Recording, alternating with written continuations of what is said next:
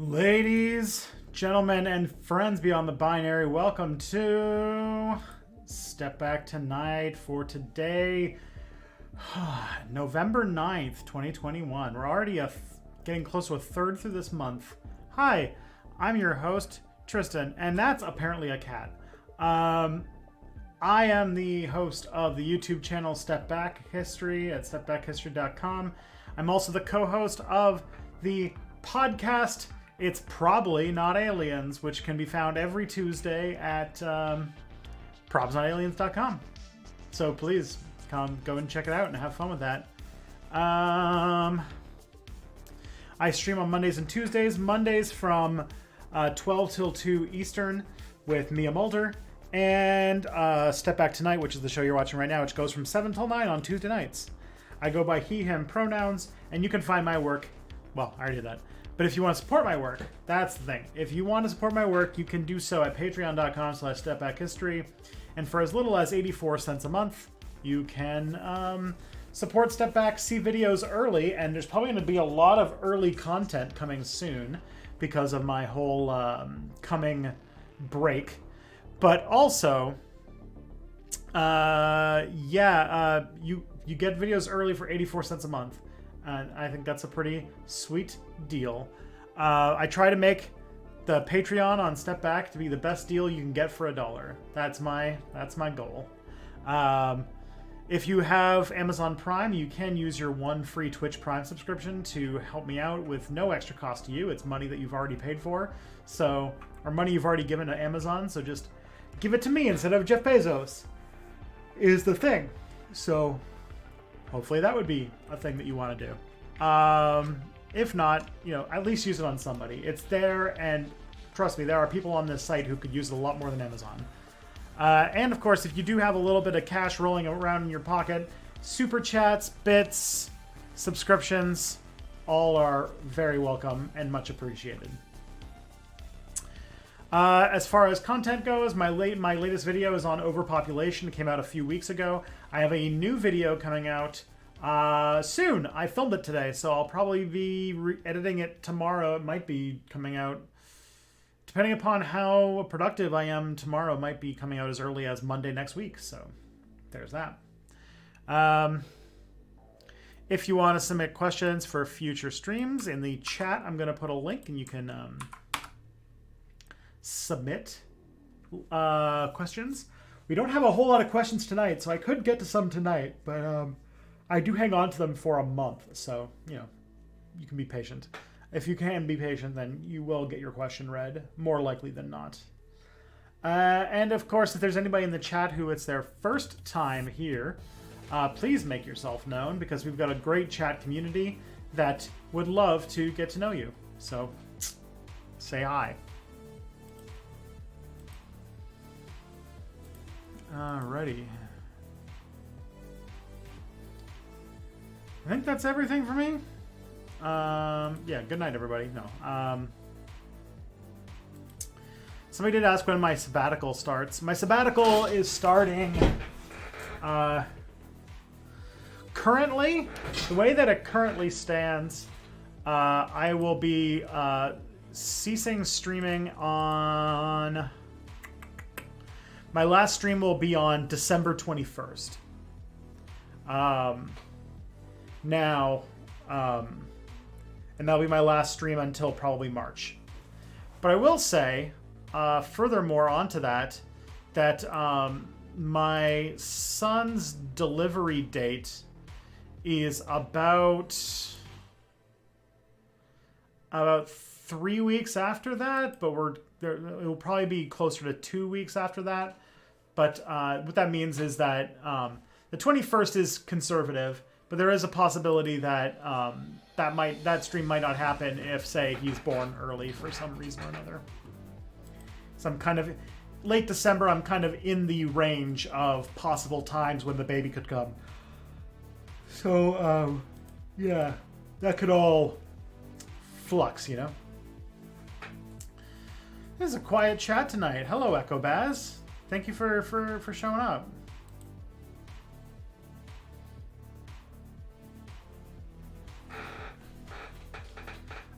Let's see. What else is there to talk? What else is there? Is there? Where are my people at?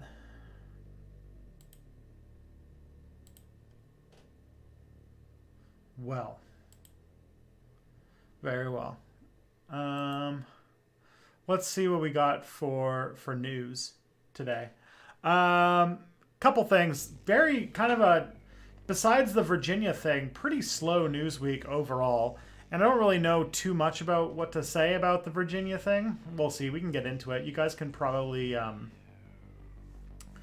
come on in and say some stuff if you got things to discuss. Do I have any perspective on the Nicaragua election? No. I have not read up on what's going on with Nicaragua to be able to speak to it with any sort of confidence. And I don't have a man bun, so I tend not to want to talk about things that I don't have the homework finished on. That's the main thing. Figuring out what's like, you know, what is State Department propaganda and what's real, and that's is a good question. What happened in Virginia? They had an election on Tuesday. They had a Republican win the governorship, and the Democrats took quite a hit in sort of like the midterm elections. And there's going to be another election next year where I think the Democrats are not going to do very well. First time here for Steph. Well, hello, Steph.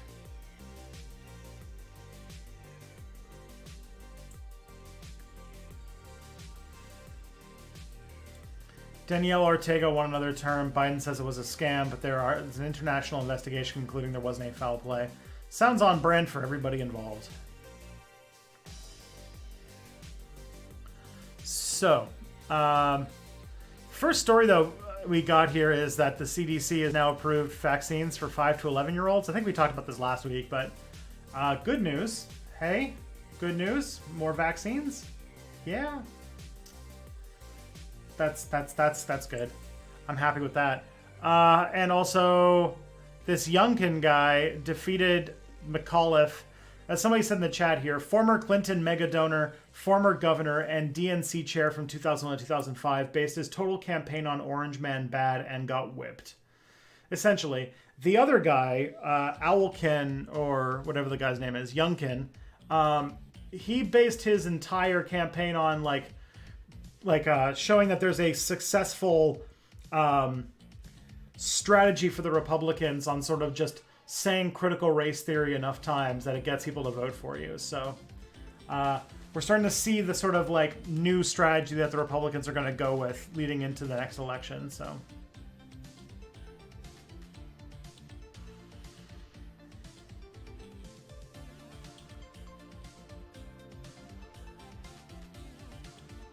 yeah, so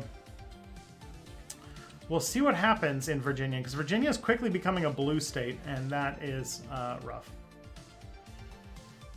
We'll see what the Republicans do, because they're losing a state pretty fast. Although they had a good victory tonight, or early this week.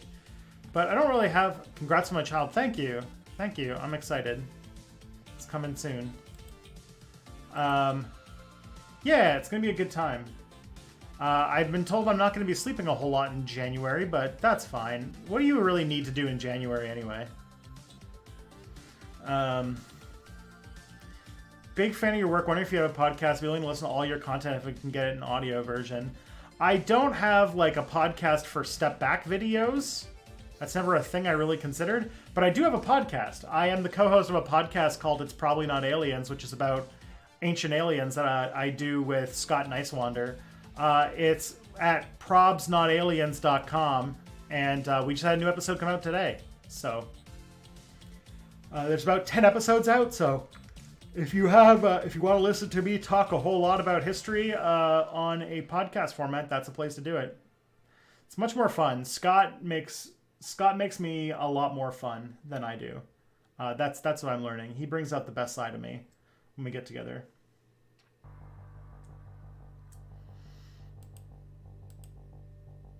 And yeah.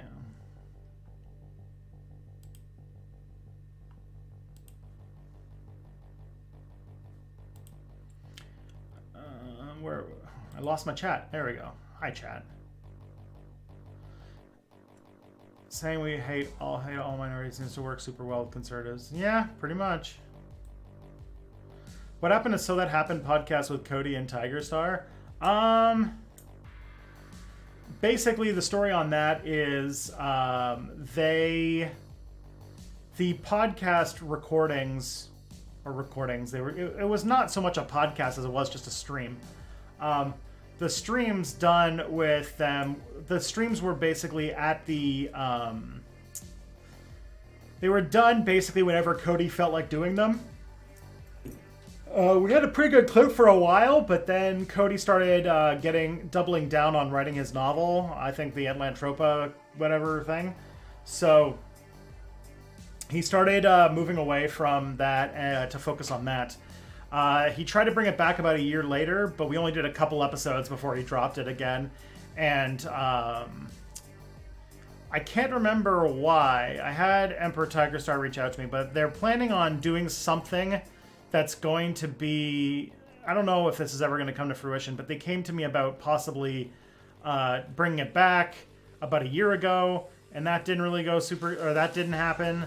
And then they were kind of rumbling about doing something just the two of them, but I never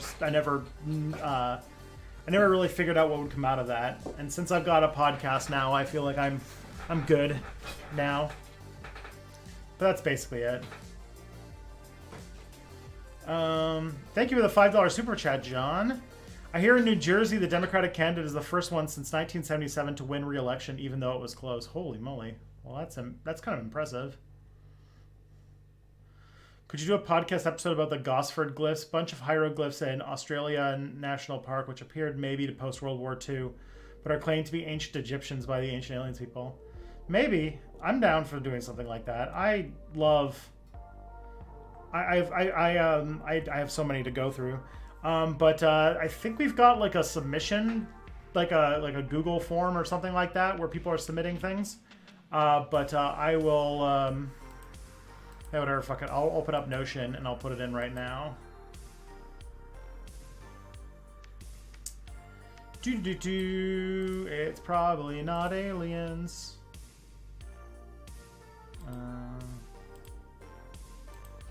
Yeah.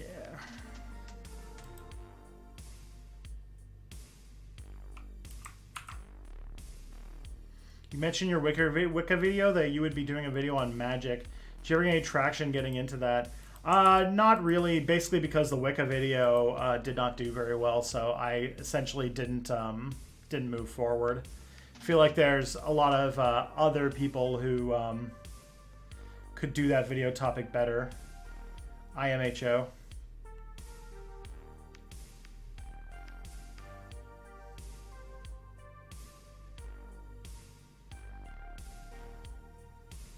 Plus, also, I'm learning that one of the last things that people want me to talk about on Step Back is history. That's what I'm learning very quickly. Yeah.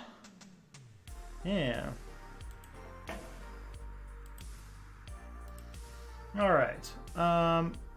So I got something here for the election. Oh, yeah, this is the thing about the Virginia election I think is important to discuss, which is that, let me just get this Twitter going up here. So this tweet that says that there are people in the Biden White House, let's just get that one down. There are some in Biden land who are already asking themselves if the president has allowed himself to be tugged too far to the left while in office, and those voices are likely to get louder now. So if that doesn't make you want to become the Joker, I don't know what will, honestly, at this point. That is some Joker-fying ways to realize that that's the way that they're going to think about this whole thing.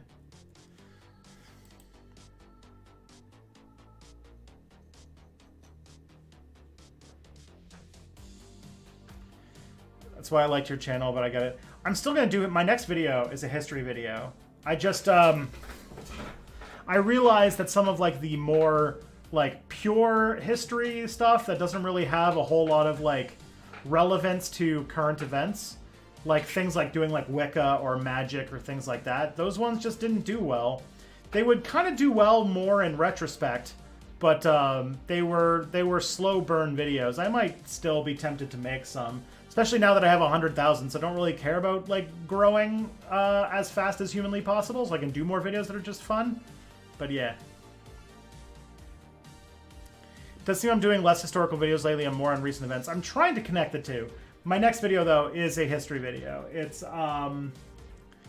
going to be very history-y, so you will probably like it. And I'm hoping when I come back to now that I've got kind of a freedom to do whatever I want, to do more of a mixed group of subjects. So.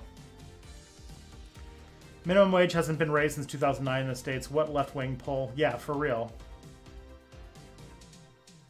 Be curious to know what they're talking about on that front.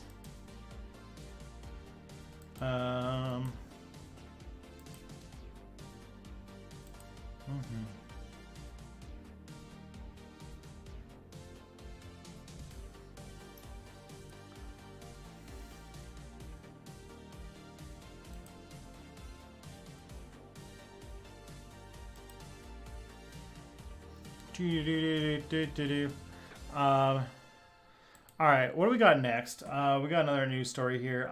It's a friggin' Twitter link, so I gotta open it up. Let's see what we got here. Okay, Twitter. Oh right, fucking metaverse shit.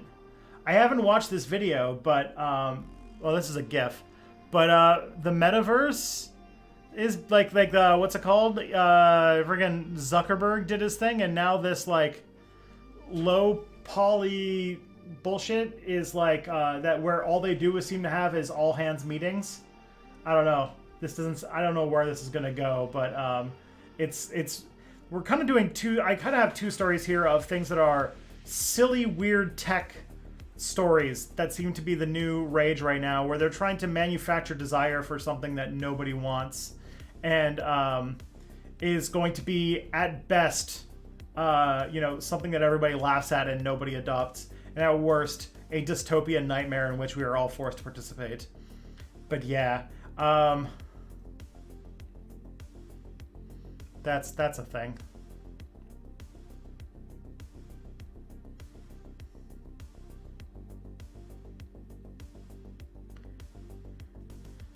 You're a vet with a number of friends in Afghanistan still. Why isn't that still not a bigger left-wing issue? I don't know what you mean. What specifically? That America's not invading Afghanistan anymore, or what?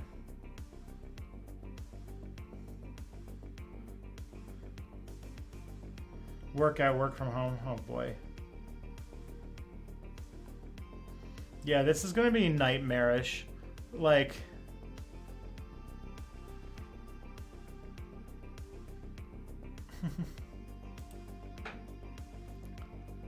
yeah, let's see if we can get a video of their presentation, because I haven't seen this or the Mark Zuckerberg videos at all. So I'm curious if we've got anything. If there's anything interesting. Should we watch the Mark Zuckerberg thing? Is it fun to watch? I mean, it'll be cringy as hell.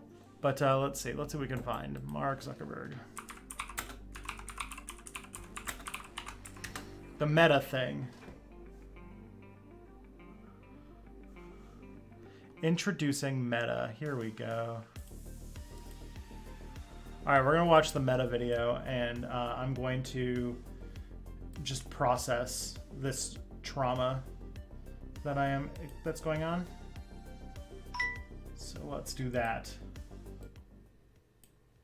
We're very low on fodder to chew on today, so there might be a bit more reactions to things than usual.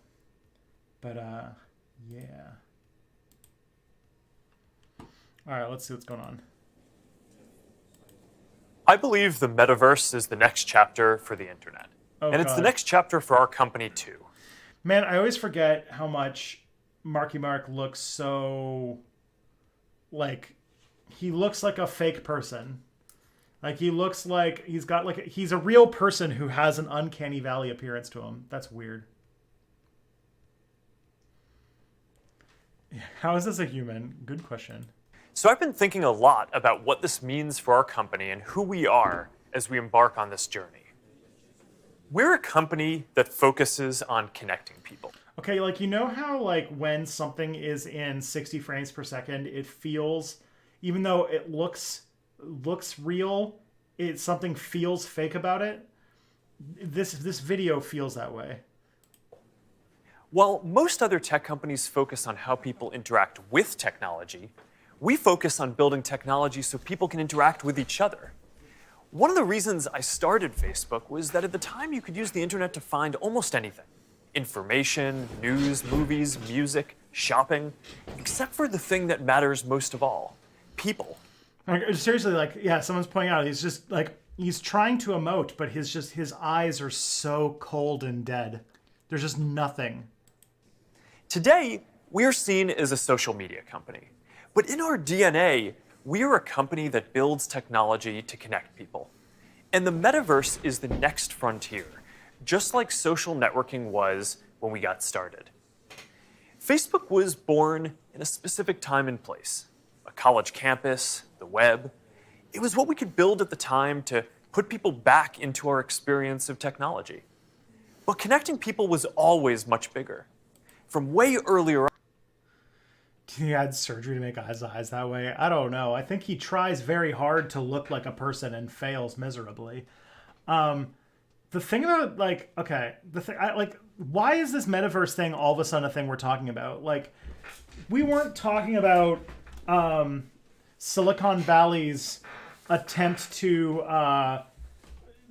attempting to dream up being able to do anything and coming up with having meetings. But like 2 weeks ago, this video comes out, and like now it's the only thing people want to talk about. It's fucking weird. I remember sitting in middle school classes, sketching in my notebooks, ideas that I wanted to code when I got home. And even though I didn't have the skill or technology to build it yet, it was always clear that the dream was to feel present with the people we care about. Isn't that the ultimate promise of technology? To be together with any... Also, I don't know much about VR stuff, but like, isn't like the highest hope of his dreams basically what exists with like VR chat, and already, like, you know, nobody uses it except for like some weirdos? Anyone, to be able to teleport anywhere and to create and experience anything. Yet here we are in 2021, and our devices are still designed around apps, not people. The experiences we're allowed to build and use are more tightly controlled than ever. And high taxes on creative new ideas are stifling.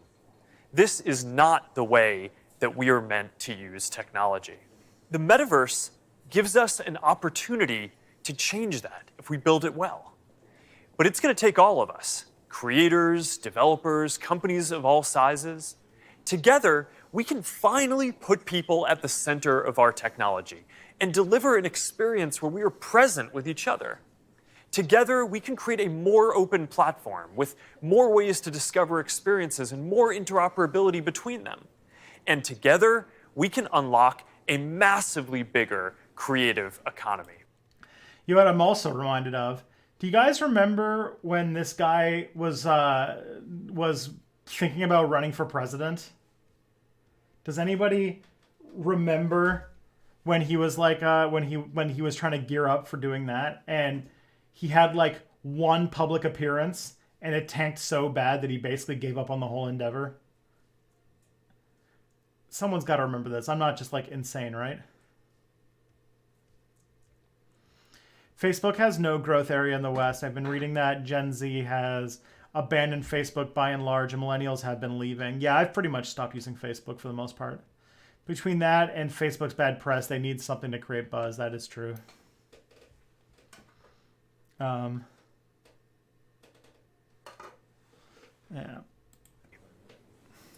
I know the internet story isn't straightforward. Every chapter means new voices. I had no idea he was running for president. What happened to the public appearance? He did like a weird VR event from the site of the Puerto Rican... Was it the Puerto Rican thing? I don't know. He was planning on running for president, I think, in 2016, wasn't he? Or 2020. I'm trying to remember which one it was. I think it was 2016. Something in my brain makes me think that it was 2016 that he was trying to run. And I can't remember what he did, but like he gave up instantly. I think it was like when Facebook maybe it was 2020. I don't know. It's been the last like decade has been a blur is the thing. After Maria, yeah, Maria was during Trump's administration, wasn't it? Because Trump got in shit for like not doing anything about part of the United States. Something like that.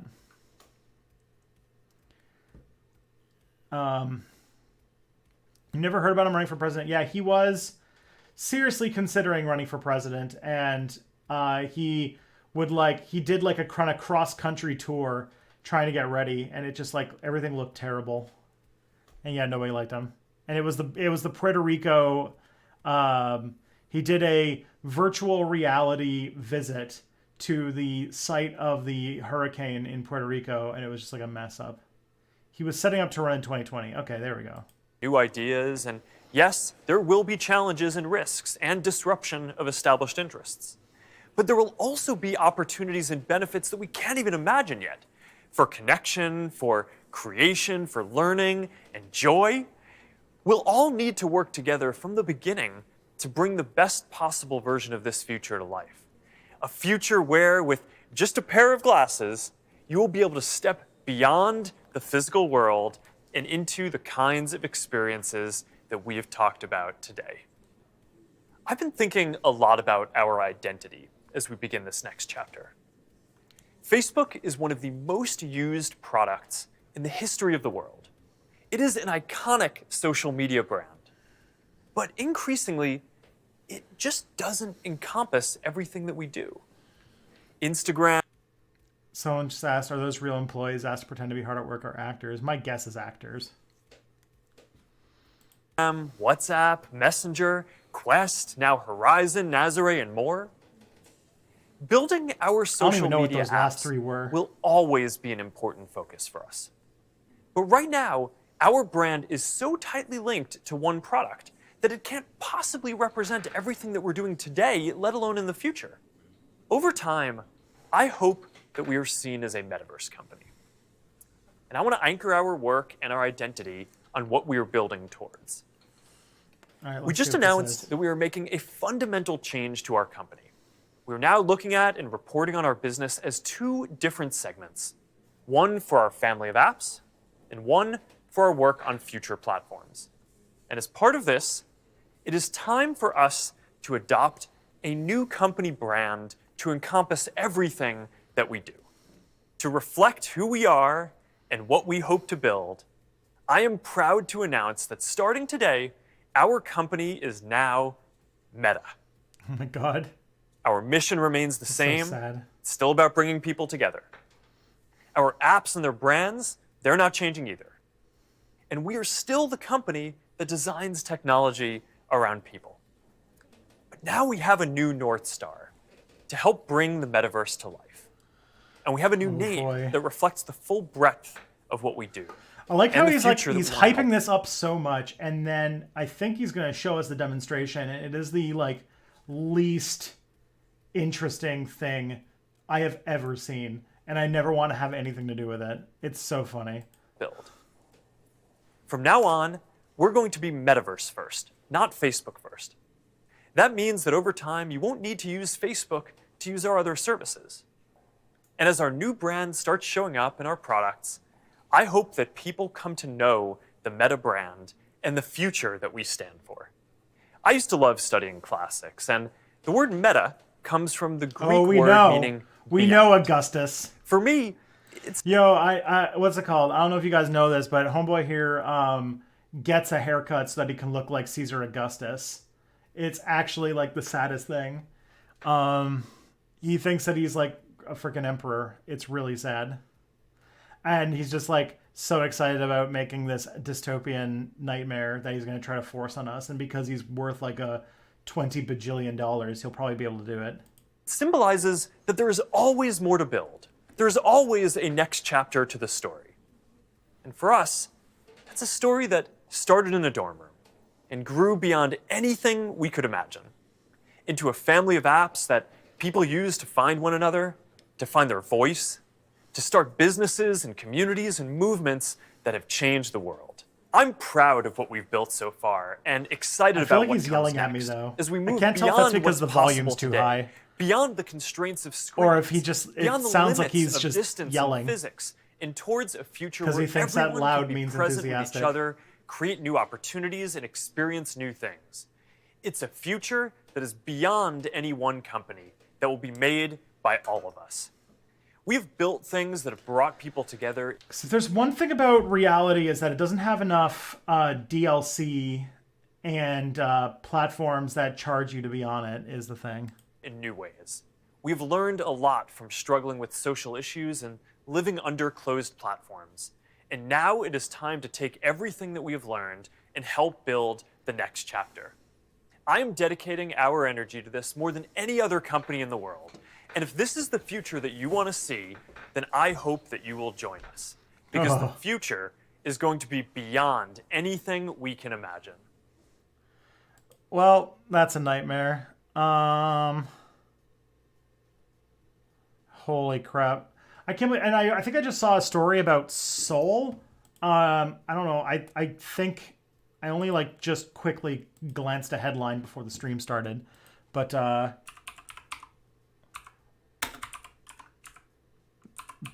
Seoul Metaverse. Seoul is developing a metaverse governing platform. Fucking hell. Okay. Let's see what this is. I gotta know what the hell this is. Okay. Oh boy. Guys, is metaverse a thing that, like, what's it called? That, like, two people are just going to will into existence for everybody else? Is this just a thing that we're going to have to deal with? All right, let's see what this shit is. Seoul says it'll be the first major city to enter the metaverse. Okay, I don't know what that means. On November 3rd, the South Korean capital announced a plan to make a variety of public services and cultural events available in the metaverse, an immersive internet that relies on virtual reality. Okay. If the plan is successful, Seoul residents can visit a virtual city hall to do everything from touring a historic site to filling a civil complaint by donning virtual reality goggles. Oh boy. The 3.9 billion won investment is part of Mayor Oh Si-hoon's 10-year plan for the city, which aims to improve social mobility among citizens and raising the city's global competitiveness. Oh no. It also taps into South Korea's Digital New Deal, a nationwide plan to embrace digital and AI tools to improve healthcare central infrastructure and the economy and its recovery from the economic crisis caused by COVID-19. Oh. So it makes me think that Seoul is getting boondoggled real hard here. This is like when major corporations were conned into setting up because this is just Second Life. This is just Second Life, but with more money. And like I remember there was like certain brands and stuff like that were conned into spending money to have real estate in Second Life, and it was always like it was like just a huge grift. And now it seems like they're doing it all over again.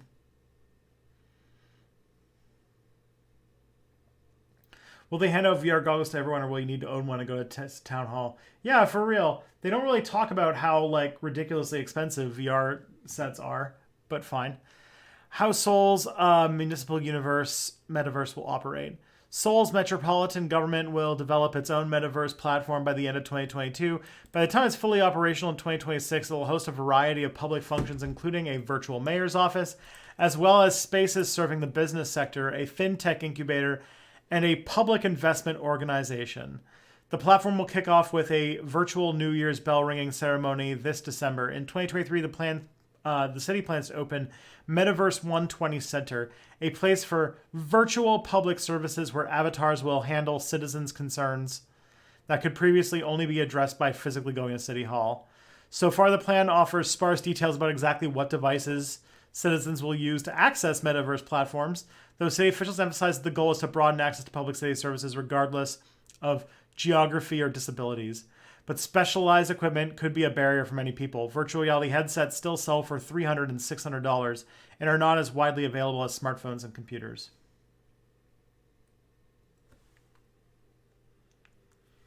Second Life. I feel like I finally escaped from there.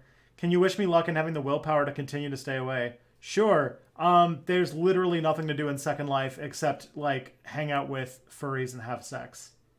I don't think there's anything else. It doesn't sound like there's anything else to do there anymore. That's all that's left.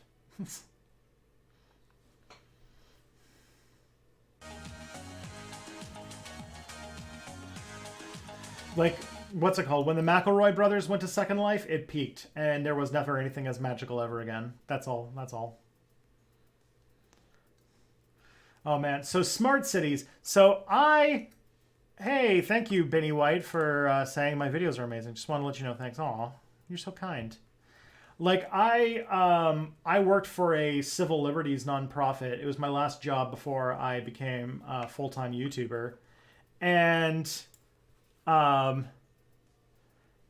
yeah, every time a smart city initiative comes up, it's like a nightmare because they're just harvesting people's information without their consent. And, yeah, just the whole like corporate takeover of things. Google was trying to do a smart city part of Toronto, and it was just going to harvest so many people's data that when they were basically told they couldn't, they pulled out. So that was fun. Municipal governments are using digital technology and real-time data to optimize city operations as part of the smart cities movement. The metaverse could be its next evolution. Although the details of how the metaverse will work are still hazy, even to the companies that are still trying to build it. That's great news. That's gonna also play into the next story that I want to do. I'm gonna react to another video. But the metaverse could be its next evolution. Although the details of how the metaverse, are hazy even to its creators. South Korean city is planning on using artificial intelligence to monitor its sewers and waterway centers. An AI chatbot serves as a public concierge, fielding public questions and complaints related to everything from parking violations to COVID-19 protocols. Earlier this year, Seoul rolled out plans for a public Internet of Things network, a series of sensors and base stations throughout the city that collect data on things like traffic, public safety, and the private information of the people in the city, and environmental metrics to feed them into a central operations platform managed by city workers. Yeah, no vulnerabilities there. No privacy concerns at all.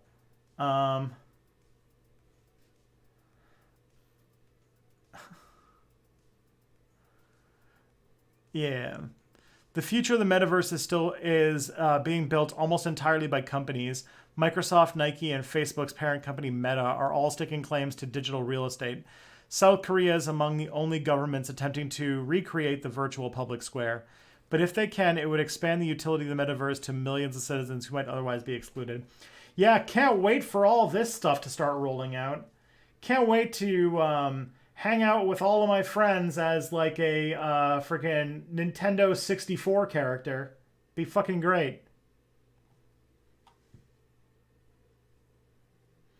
Or like my wife who has trouble with like anything that kind of has depth created by putting two different images in two different eyes. She's got kind of an eye problem, and these kinds of things make her ill and make everything blurry. So yeah, it's gonna be great. It's gonna be great and accessible and good and not terrible.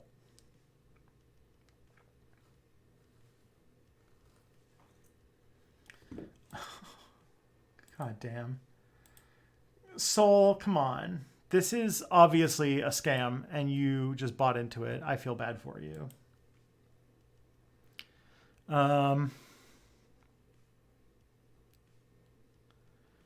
Okay. But the next story, I think you guys will be able to give me some... what's it called? We're going to watch a video from, I think, one of everybody's favorite YouTubers.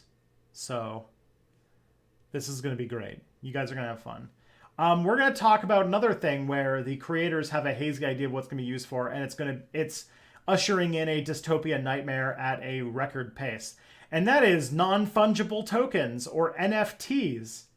So to talk about NFTs, we're going to get the only person who is ridiculous enough to really discuss how absolutely ridiculous NFTs are. So let's do that. Okay, let's do this. If anyone's familiar, this is, here we go. We're going to watch Jim Sterling's video on NFTs and how they are so blatantly stupid. So this will be fun. Destiny. No, not Destiny. It's Jim Sterling, who is ridiculous in a good way.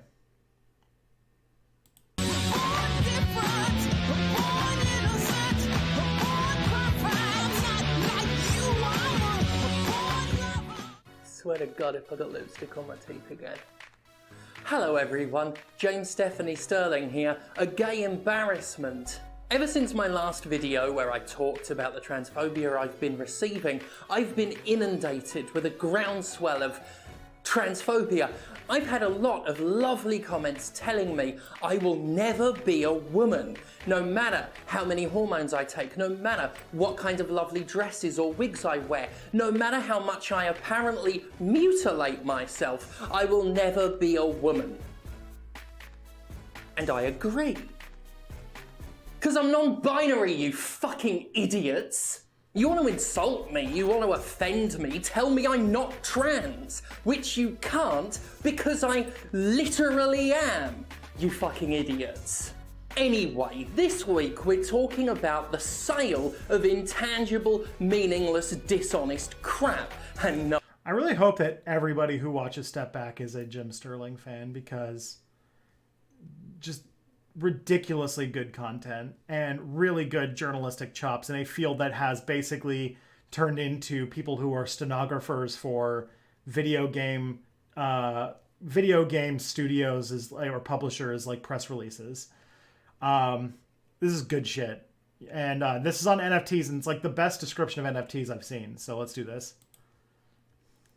No, I'm not just talking about literally everything Peter Molyneux's ever said. I am, of course, talking about NFTs. Nasty fucking things.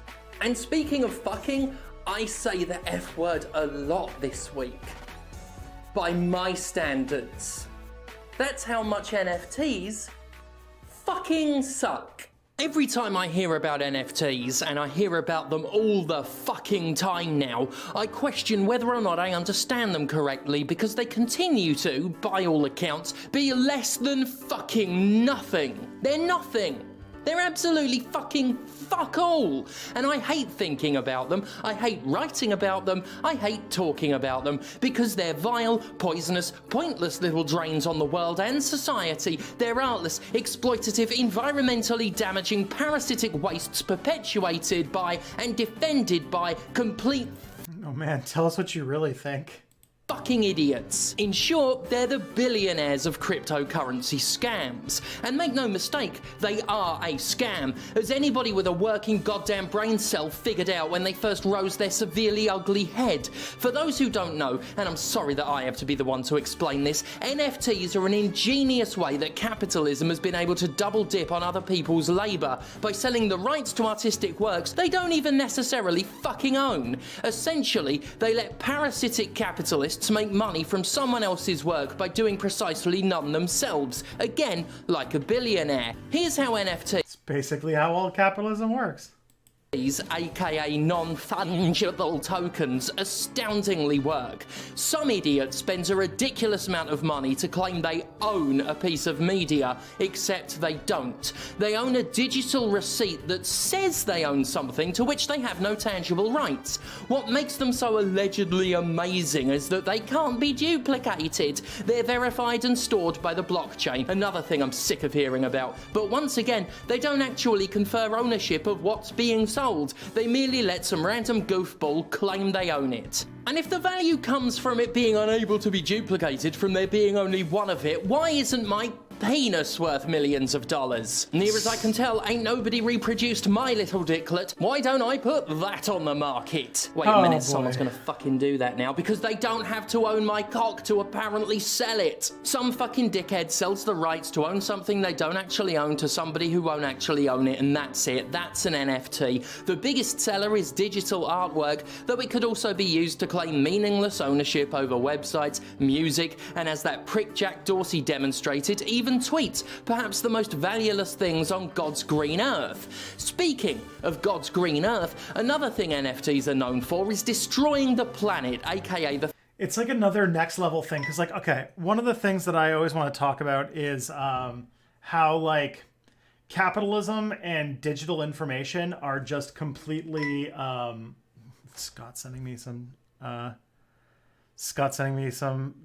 DMs I will get to, but later. So is like the thing is like capitalism has tried to defend copyright and like kind of like the rules about physical media in a realm when we can copy everything endlessly. So basically like every book, every movie, every song, every TV show, every piece of art has basically lost all of its financial meaning because it can just be replicated infinitely. And capitalism is going to more and more ridiculous lengths to try and stop, information from being free. So they've done like, licensing. They've done digital rights management. They've done like the fact that like the library has you on a waiting list for an ebook. I'm on the waiting list for an audiobook from my library. Just think about that for a second. This is a file that can be literally copied infinitely forever. But I have to wait in line because the library only owns so many copies of the literal like ones and zeros audiobook. And it just shows like how capitalism is just so fundamentally incapable of managing the economy the way that it works today. It's just it cannot function this way. And everything they try is just this silly cat and mouse game. And now NFTs are sort of the ultimate example of that, where now the closest thing they can get to like digital rights management is to fucking spend astronomical amounts of energy to give you a receipt that says that you own the thing, which is the most bullshit thing I've ever heard. Yeah, this is wild. Capitalism and digital information are just completely incompatible with each other. The thing we all fucking live on. In the middle of a global climate crisis, it was decided by utter that what we needed was a literally worthless cottage industry that has severe impacts on the environment. Cryptocurrency in general is shit for this. Mining pretend money for profit is an energy-intensive process requiring a lot of computing power and graphics cards that no one else can buy now, which in turn creates more pollution. NFTs pile on top of that with further intensive computer transactions. It is basically the absolute last thing we need right now as the world hurtles toward inhospitable environments, uncontrollable temperatures, and what will likely become horrific food and water shortages. It's the worst thing to happen at the worst time for it. Also, it has to be pointed out, artwork specifically made to be sold via NFTs are fucking ugly. Like, who even wants to own some of this poorly drawn, barely professional shit? I know beauty's in the eye of the beholder, but some of this amateur hour crap is objectively, scientifically fucking awful. Worthless, artless, dangerous. Naturally, the fucking video game industry is all fucking over it. Indie game developer Jason Rower helped demonstrate the parasitic and useless nature of NFTs, something he claims he did on purpose despite making money off them and defending them adamantly. He started selling artwork created for his game The Castle Doctrine, artwork produced solely for use in the game and not made to be doubled down on. He did admit, at least, that NFTs are kind of a scam, which is fucking bold when he's making money off the back of art he didn't create. create. He did not consult with any of the artists, many of whom spoke out against the practice, and demonstrated just how little consent is needed for someone's labour to be sold with no benefit to them, or indeed the person being sold to. And by little consent, I mean none. Absolutely no consent required. That was bad, but what's truly troubling is the fact that powerful video game publishers smell cash and want a huge slice. Of course, from excessive DLC to microtransactions to loot boxes, game publishers are always looking for the next big scam, the next get-richer-quicker scheme, and you can bet a whole gaggle of little executive penises throbbed in unison when they realised there was yet another avenue to make money doing fucking nothing. An increasingly talked about concept in gaming is play to earn, where players will be incentivised not by a game being fun or interesting or good, but by their ability to earn cryptocurrency through engagement. Games have already been... I'm learning about this. This thing is like the thing that I'm weird. I don't understand how it's becoming a thing. It's not really like a thing that's going to happen like tomorrow, but it's like a thing that way too many people are floating around as a thing in the future that I don't understand, which is the idea that there will be video games that will, like, playing some sort of video game will be the way that you earn cryptocurrency or earn a UBI or something like that. And it's like, I don't know where this idea comes from or how that would even work, like what the idea is, except for like the idea that playing a game lets a company use your processing power to mine cryptocurrency, and that is how you get like the free-to-play game. That's the only thing I can think of, but I can't imagine it's that. There's got to be something more going on, right? I don't know what the deal is. Routinely vandalised by executive mandates, made grindier, slower, and more frustrating to play in order to pressure players into making in-app purchases. See, for example, Marvel's Avengers updating to make player progress even slower, right before it introduced premium boosters that sped that progress up for a price. This is something Square Enix had to actually walk back, since they were unable to deny the dishonesty in promising their microtransactions would be cosmetic only rather than in-game advantages, but the principle stands, and there are examples of games over the years that have been made worse by the inclusion of incremental purchases and in-game gambling. See Shadow of War and Star Wars Battlefront 2 for a pair of the most notorious. Anyway, the point is, I dread to mining demons in a free-to-play game. So then what's this thing? Like I'm curious about what these people think they're going to do by adding cryptocurrencies to video games or NFTs to video games. And like what like these sort of like earn to play games are like, what they're even trying to do here. Like, what is the point? I cannot picture how such a thing will have a business model that works. Think how much fucking worse so-called AAA games could become when the motive for developing them is to churn out fake money. And while I've hoped all year that this NFT bullshit will just disappear like the fad it should be, sadly it looks like it's too late. NFTs are here to stay, and some of the biggest companies in the industry are about to embrace it. Electronic Arts CEO and suspected robot Andrew Wilson has already promised, or perhaps we could say threatened, that NFTs are in gaming's future.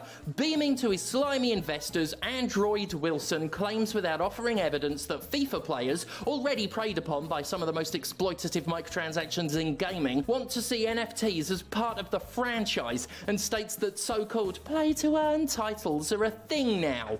Players want more modalities at play inside the game, which go beyond just straight 11 on 11 football. He shit out of his mouth. They want more digital experiences outside the game. Esports, NFTs, broader sports consumption, and they want us to move really, really quickly. Well, of course EA would want to move really quickly. After all, the goddamn planet Earth is on a ticking clock that has been hurried forward by all of this bullshit. No wonder they want to be swift about it, while claiming we're the ones that want it. They want to make as much money as possible before the world becomes a fucking oven. Nonetheless, Android has stated ideas for NFTs are still very early on and come with a lot of hype, but it's clear that Electronic Arts is ready to welcome this horrible, horrible scam, especially as recent job listings for the company specifically mention NFTs and the blockchain. Ubisoft, meanwhile, is forging ahead with reckless abandon, not just content to abuse its own employees for years without consequence.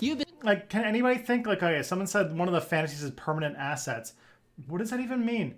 What would this even be? Like, think about it. Think about what the use case of NFTs or blockchain technology in a video game would even be. I could not imagine. Ubisoft is happy to abuse the environment as well. The company has straight up stated it intends to develop blockchain games and NFTs, with the company's CFO calling blockchain a revolution in the industry. It will imply more play to earn that will enable more players to actually earn content, own content, and we think it's going to grow the industry quite a lot. Like, what the hell does play to earn mean? Like, this is just a buzzword that I don't even know what like the actual core of it is.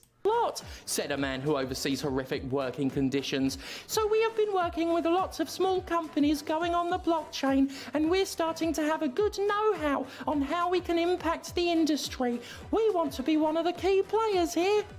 What a By the way, despite all the hot air and promises, Ubisoft has done precisely nothing to address the complaints of its workers, at least a third of whom continue to feel unsafe there. The aforementioned Square Enix would also like a chance to ruin everything for everyone, also going on record as saying it wants to make a robust entry into blockchain games. Recently, the company sold 1 million NFTs within 2 weeks. This is because Square Enix, alongside Ubisoft and EA, is a massive piece of fucking shit. The recent push towards NFTs by some of the industry's biggest players is going to be interesting when it comes to Steam, the largest digital distributor of games.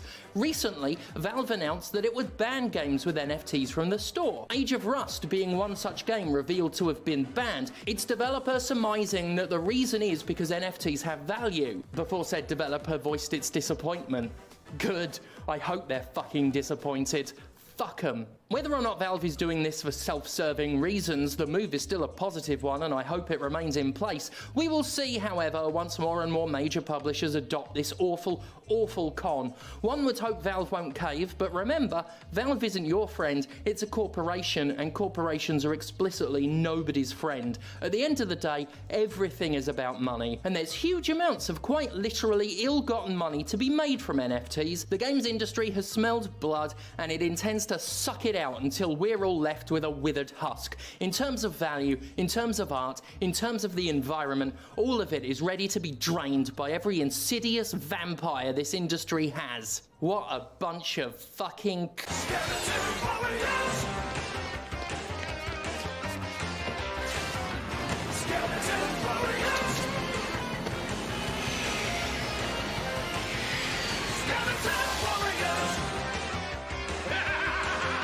Now we move on from the sale of intangible crap to the sale of tangible not-so-crap.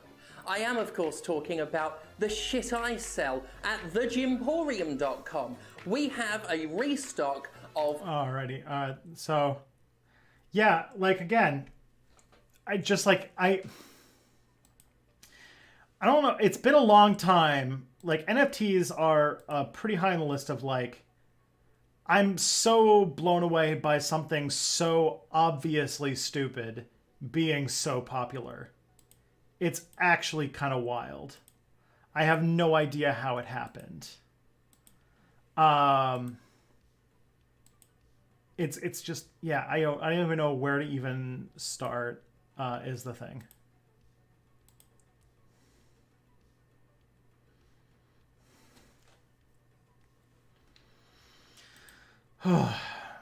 So, all right.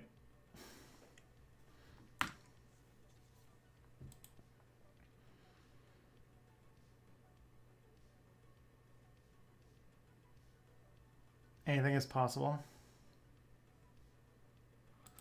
All right. But yeah, with that, that's actually the last news story I've got for today. So it's actually like, if we look, we're actually going to go to questions.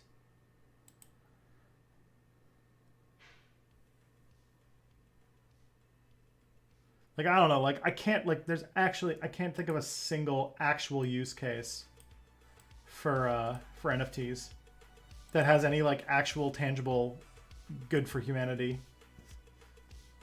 Or even, like, a game. Like, I can't even think about what would, like, I can't think of anything beyond, like, just a stupid gimmick.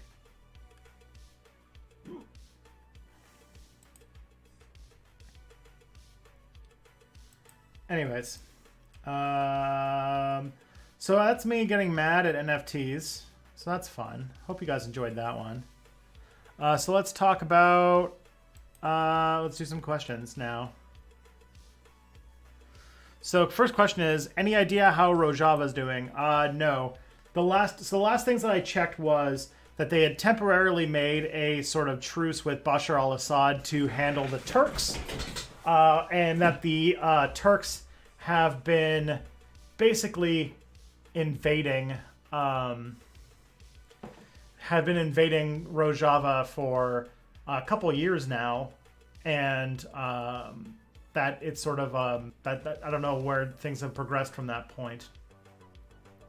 Can you explain why you don't like blockchain? Yeah, because it is a pointless. It's a technology that wastes an incredible amount of energy, and is there's very few use cases. Like the whole cryptocurrency thing is a complete useless endeavor.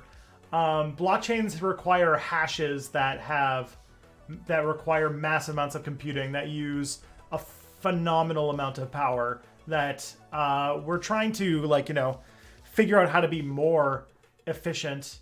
And also it's often trying to make things that can be copied infinitely into something that is a finite resource, which completely undermines what makes data so good, is the thing.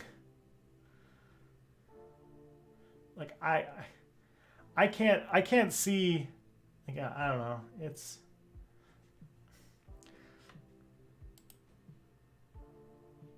Blockchain is here to stay, I know. That's probably why we're not going to hit 2 degrees Celsius or under 2 degrees Celsius of warming.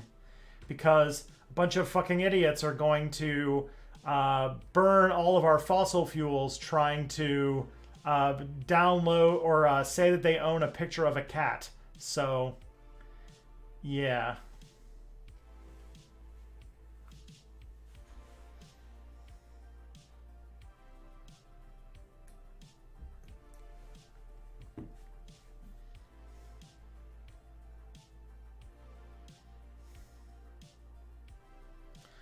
All right, let's see what else we got here.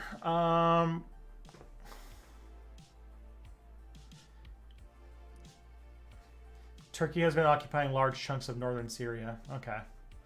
Yeah, I haven't caught up on... The only thing I heard is that the Turkish troops had to pull out of a good chunk of Syria because of bad weather, recently. Not all blockchains are created equal. Newer chains use less energy. Okay. I don't think we actually need them, though. And maybe we, what's it called? I can't think of, an actual good use of these technologies. In many ways, at the absolute most generous, blockchains are a solution looking for a problem.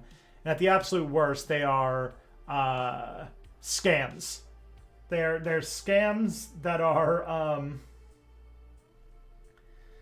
they are environmentally wasteful scams.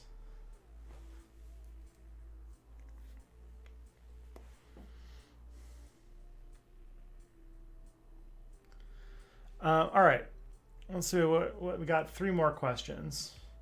Blockchains could be useful for medical records and stuff, maybe. I don't know. I don't know if you need that. There are other ways to do data security that don't require a blockchain. Don't require idling a car for 3 weeks in order to really say that it's yours. Medical records are already digitized.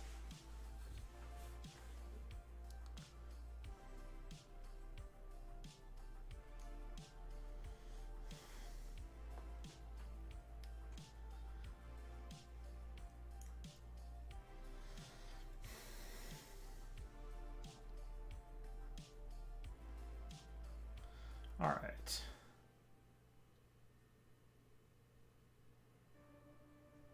So, let's see. We got a Star Trek question here, I think. There's an episode of Star Trek Enterprise where they visit an old human colony. When they get there, they find that several decades ago, a natural disaster killed all the adults in the colony, and the surviving kids, now grown up, have built a hunter-gatherer society. Archer wants to treat them like they're just Earth citizens who've lost their capacity to make rational choices, But DePaul argues that regardless of how their society came into being, they should treat them like they would any other uncontacted tribe and presume they have sovereignty. If you were in that episode, what side do you think you'd come down on? Probably DePaul, honestly. Yeah. They do have sovereignty.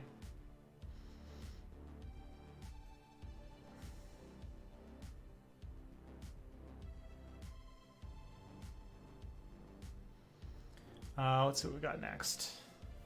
Imagine somebody invented a video camera that can show you what was going on at any given moment in the past. The camera has one important limitation. It can't show you events more recently than 150 years, meaning you can't use it to spy on people, solve crimes, or study recent history. Okay? Keeping it in mind, you can't see anything after 1871. Where would you take the camera, and where would you want to use it to watch there? Ooh.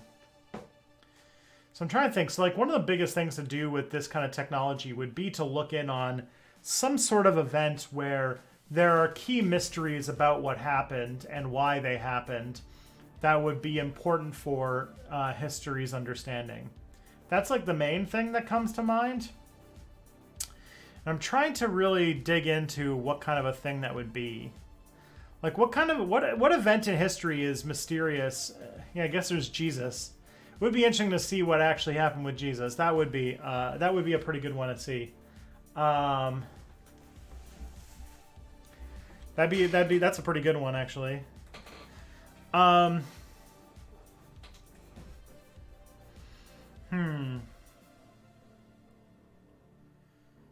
I'd have to think on that one. That one's actually kind of I'm kind of losing on that one.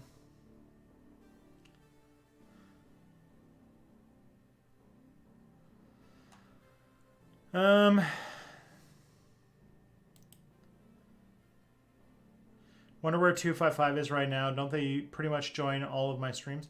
Usually, although now because I do news and stuff at the beginning of the stream, he usually tries to wait until after I've done all of the stuff that is not answering his questions, because that's all he really wants.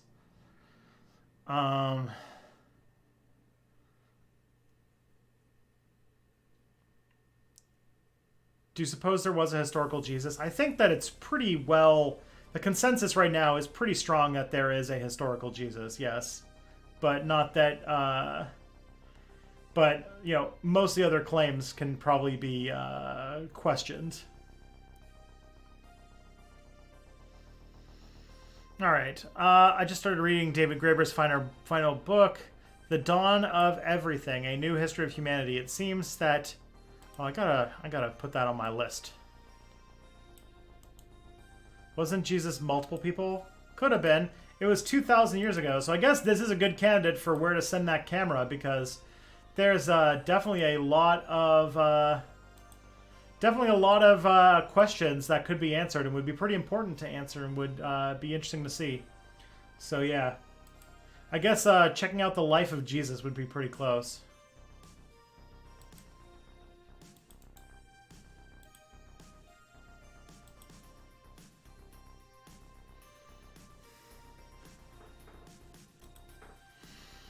Okay.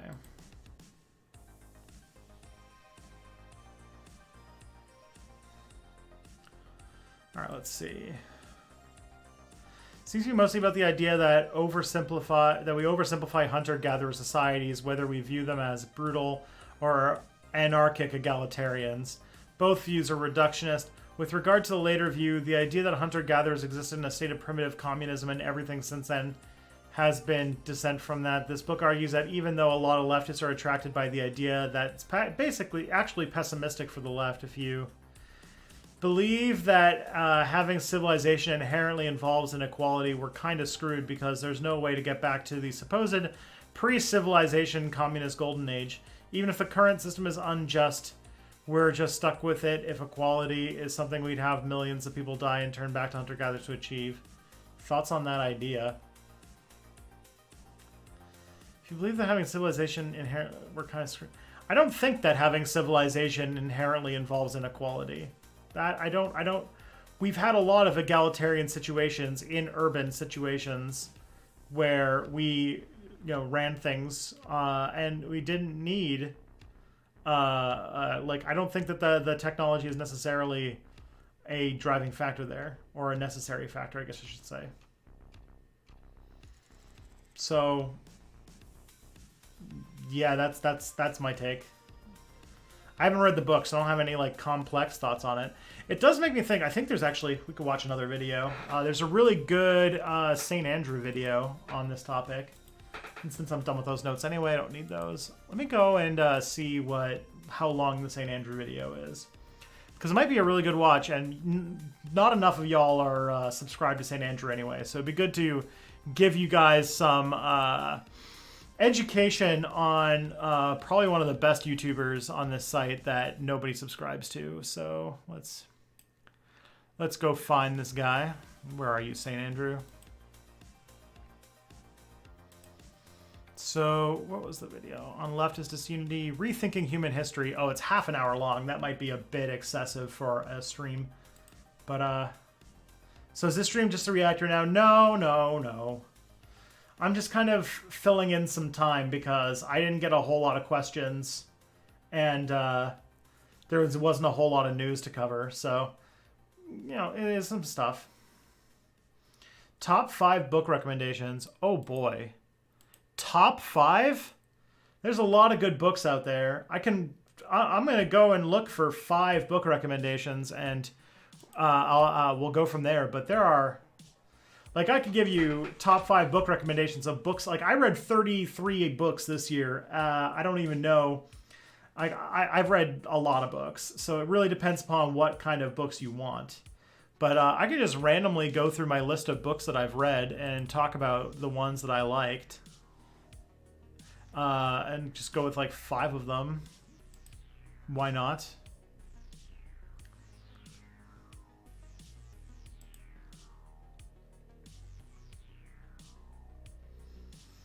Everyone loves a good book.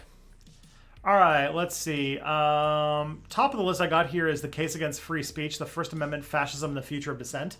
I talked about this a little bit in my last stream about how the kind of claim that universities have a free speech problem and that cancel culture or whatever is like coming for the universities and that nobody believes in free discourse anymore is actually a bit of a lie. And that a lot of the big cases that people mention about it are misrepresentations of what happened in order to spin this idea of like, you know, the liberal university not like supporting usually far-right speakers. And then there's a whole thing about how a lot of those situations also involve the school paying a lot of money to bring right-wing speakers specifically to the university, and people whose, like, you know, student fees went towards paying for that person to come being unhappy that that did so. The other one that comes to mind is like how the what's it called, the fascists who come to universities and just get like platformed and maybe get protested are nothing compared to the left-wing speakers who never get invited ever. Because if there is a like bias in like, you know, university speakers, it's against left-wing speakers, because left-wing speakers are just never invited to anything. For example, when I was in my American Studies master's program, we had somebody who came in and did a talk on basically on how rich people dominate and change American politics. And our department was partially funded by like a large donor who really didn't like that they had somebody who was talking about why rich people are bad at one of the talks. And the rich donors pulled out all their money, and the department more or less collapsed. And now the department basically doesn't exist. And it's like, there you go. That's the problem. Like that's an example of like, that's not a thing that would happen if Ben Shapiro came to talk. In fact, the same university freaking had Jordan Peterson come to talk, and Jordan Peterson, the university wouldn't even let people protest him. They had to do the trans rights protest against Jordan Peterson off campus. So left-wing people aren't even invited anywhere in Canada.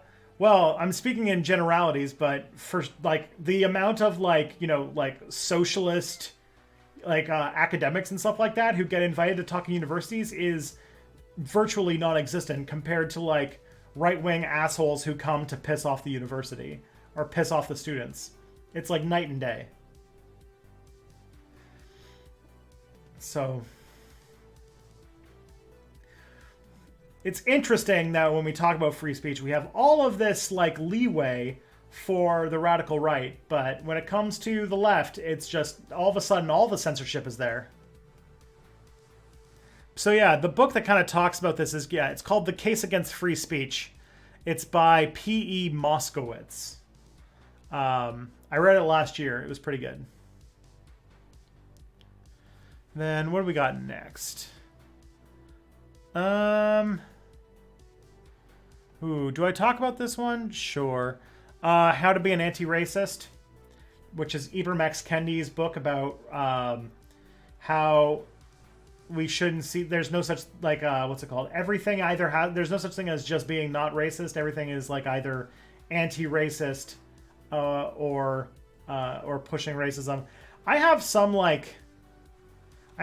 reservations about Ibram X. Kendi's work, just because he's very much a liberal and doesn't have a materialist analysis at all, and sees history as a battle of ideas, not about like, you know, anything about like, doesn't talk about material, doesn't talk about capitalism, doesn't talk about any exploitation or any of that stuff. But the How to Be an Anti-Racist does have a lot of discussions about new ways to think about race and racism in America. That was pretty useful. So it's definitely worth the read. I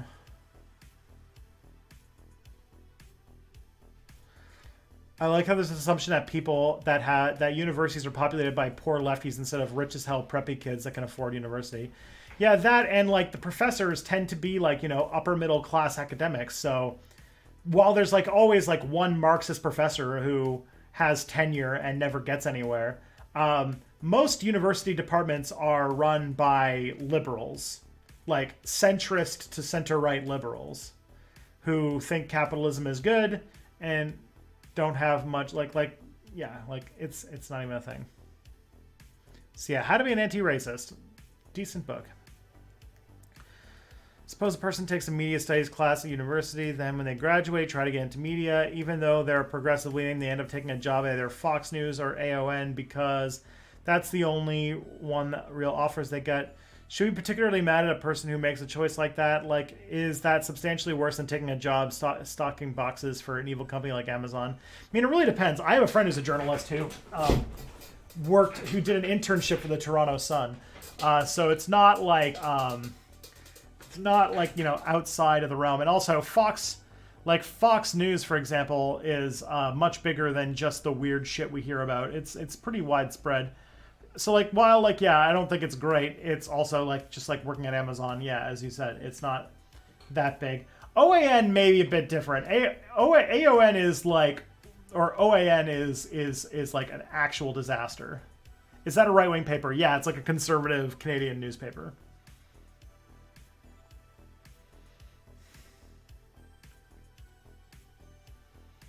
Which is kind of redundant because almost every newspaper in Canada is conservative. So, like, the Canadian newspapers almost unanimously endorse the conservative candidate in every election. It's becoming a job, but if becoming a cop is the only job you get, is it okay to take it?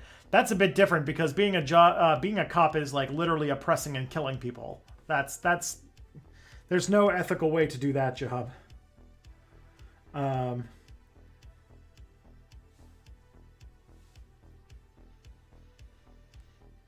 Is the National Post or the other one uber conservative? The National Post and the Toronto Sun are both very conservative. The National Post is conservative, but likes to pretend that it's like, you know, likes to pretend that it's highbrow and fancy. The Toronto Sun has like if the weather's hot out, they have pictures of women in bikinis in it, like, you know. it's rough.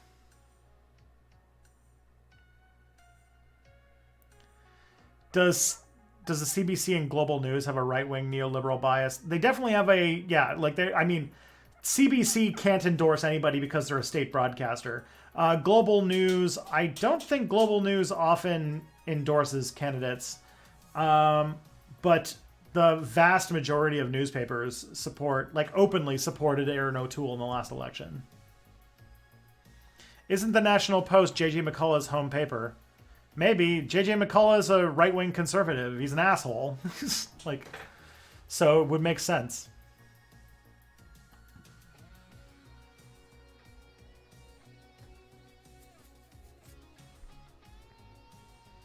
How do you think the suburbs influence quality of life, and how can we fix it? Yeah, because it's like the thing about suburbs is that they're a remnant of a age of North America specifically that doesn't really exist anymore, but has already been immortalized in cement, and are going to become more and more empty over time as we become more urban, or as we move away from fossil fuels and stuff too. And so I don't really know what the solution with those areas is, except to either try to rewild them, tear up all of the streets and parking lots and turn them back into more rural areas. And there's been some people who've talked about really taking away a lot of the trying to really bring green spaces back to suburban areas so that they become more rural. But still, I think it's it's still pretty. There's still a lot of physical infrastructure that's still just there, and it's all designed to be very car-centric, and car-centric design is bad for everybody involved. It's dangerous to the environment. It's dangerous to pedestrians and cyclists. It also separates all the people there from their neighbors and from others, and it tends to cause a white flight segregation pattern. So yeah, we definitely need to undo that. But also, these neighborhoods already exist. Tons of them have already been built, and what to do with the ones that already exist is a very good question.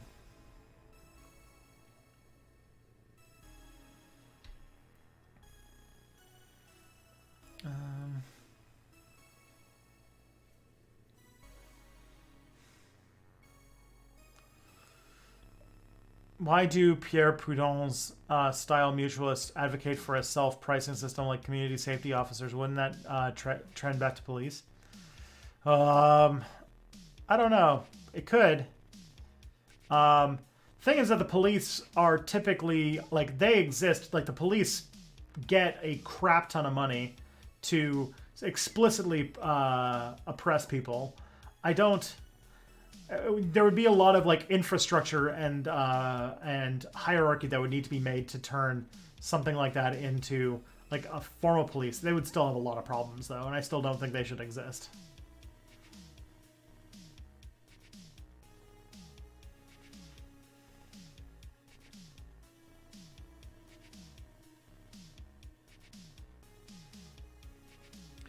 Do you know how to beat Beaver Brother? I don't even know who that is. Let me look at another book on my list and see if I can recommend it.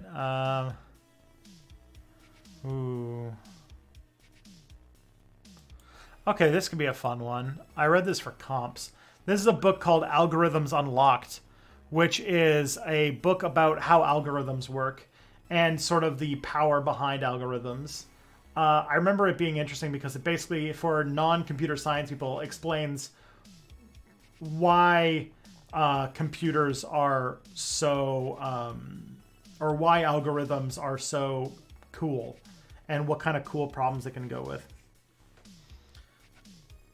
And that's called Algorithms Unlocked. Let me read the description, and maybe it'll give me a little bit more juice, because this is what I read during comps, and comps you have to read a book every single day. So for anyone who's ever wondered how computers solve problems, an engagingly written guide for non-experts to the basics of computer algorithms. Well, that was Spartan.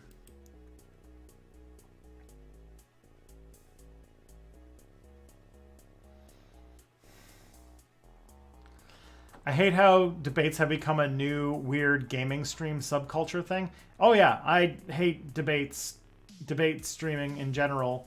It is nothing to do with debate. It has nothing about learning or growing. It's just about it's a toxic masculine like chauvinistic browbeating competition essentially.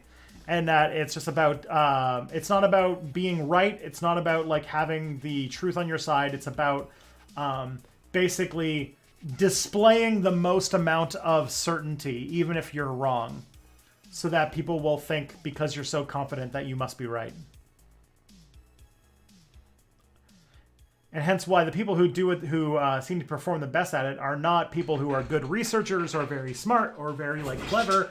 They're just people who are really mostly like belligerent. Like the people who are the most belligerent and okay with being wrong while like being very confident that they're right are the ones who succeed the most.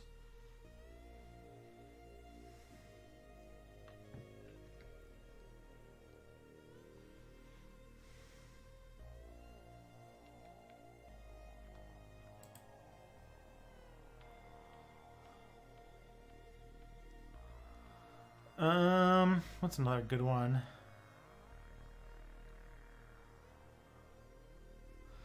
A Date Which Will Live is a, well, maybe you guys would like it. A Date Which Will Live is a thing about, it's a memory studies book about the memory of the friggin' bombing of Pearl Harbor, and has a lot of crossovers with the way that we remember 9/11 and how 9/11 affected American culture. So if that sounds cool to you, yeah, A Date Which Will Live, very fun. I read that when I was doing my coursework for my PhD. The other day, Thoughtslime and Lance were reacting to Tim Pool's stream. Tim had a guy on who was arguing that schizophrenics are actually receiving messages from alternate realities. Should trying to tell mentally ill people stuff that will get them hurt be protected speech? I guess like you could probably say that like in the like fire in a crowded theater thing could be a problem, yeah.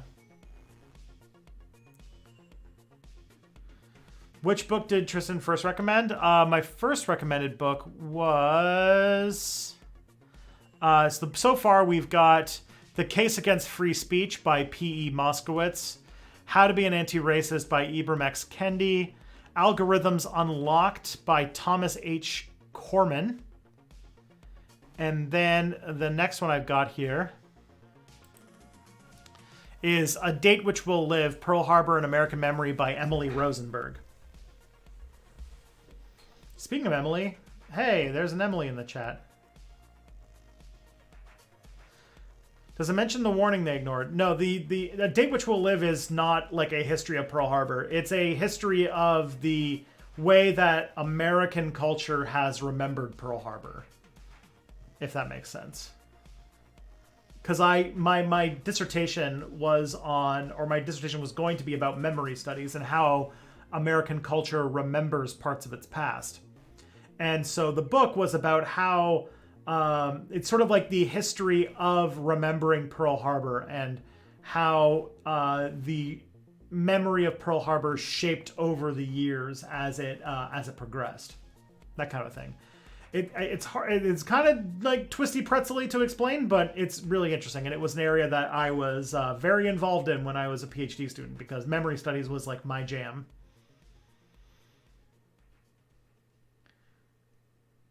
Any advice on how to get information on news broadcasts on a particular date? Honestly, like reading multiple things and seeing what the different perspectives are, and also knowing about the lenses that all the different journalists and publications, like most for-profit publications, are going to have a liberal, pro-capitalist agenda that typically don't want to anger, especially those who are powerful in the United States. So they will typically take the American foreign policy angle on a lot of things. But you can still learn basic information knowing that they have that, what's it called? Knowing that they have that lens.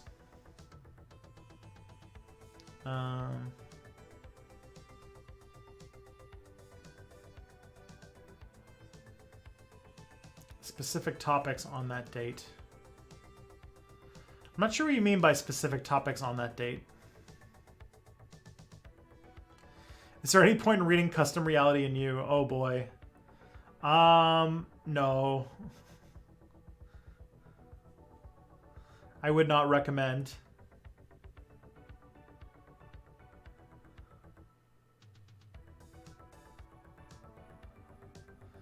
Like tonight, top news is...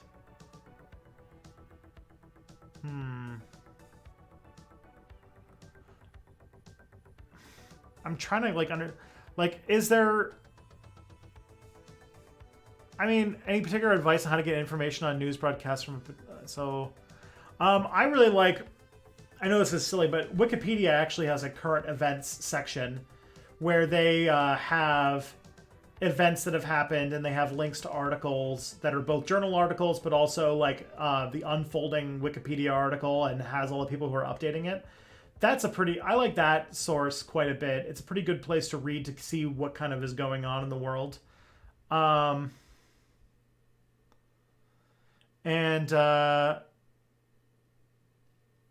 As far as like if you're like watching the news and they talk about something and you want to learn more about it, yeah, just remember the keywords and the things about it, and see what different institutions are saying on the topic.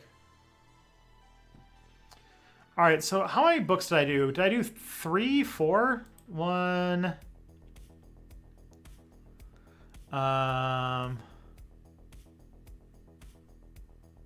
2, 3, 4. Yeah. All right, so we need to do one more.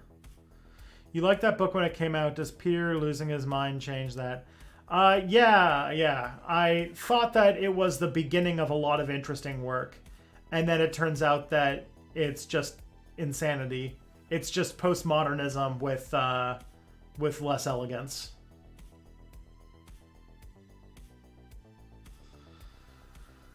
Okay, let's see. Let's get a last one. Oh, this is a perfect one. If you haven't read it, Maus. M-A-U-S. Maus 1 and Maus 2 are both very good books if you haven't read them.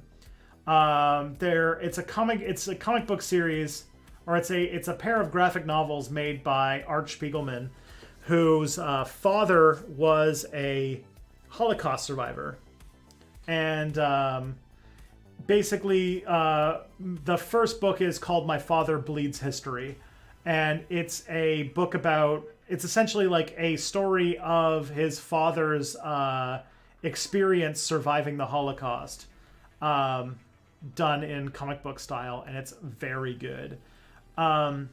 The second book, called Maus 2, a survivor's tale, is about him. It's about Art sort of responding to the success of the first Maus and his relationship with his father, and the kind of complicated relationship with his father, especially as his dad's health starts to fail, and he starts to have to deal with the fact that he's like, his dad is dying, and he's trying to write down these stories, and everything gets a lot more complicated.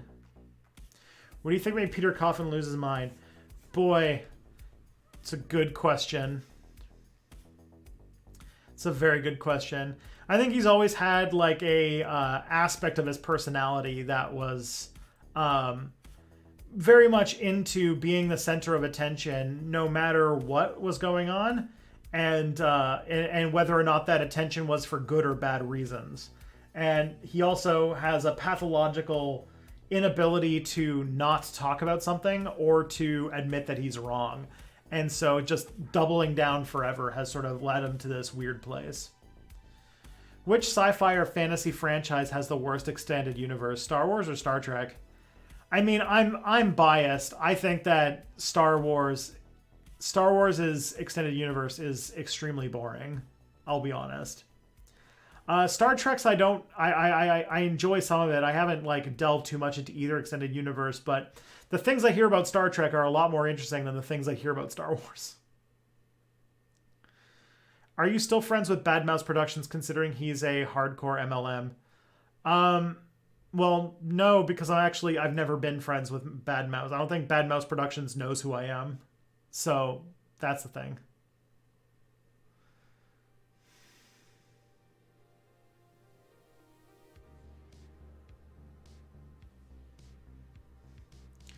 Do you find KOTOR boring? I have not played it.